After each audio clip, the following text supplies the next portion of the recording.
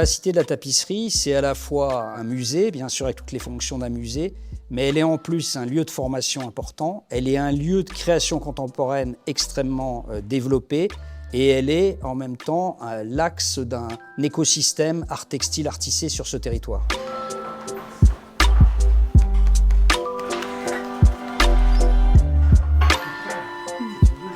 Alors le savoir-faire de la tapisserie d'Aubusson, vous savez, c'est un savoir-faire qui est reconnu par l'UNESCO, qui existe depuis le XVe siècle. Donc, vous voyez, ce n'est pas quelque chose qu'on a inventé hier. Et donc on a des savoir-faire d'excellence en matière de filateur, en matière de teinturier, en matière de cartonnier, en matière de lissier, c'est-à-dire ceux qui tissent les tapisseries. Et je rajouterais même en matière de restauration de tapisserie quand on voit le cycle de vie d'une tapisserie. Il fallait aussi proposer des aventures tissées.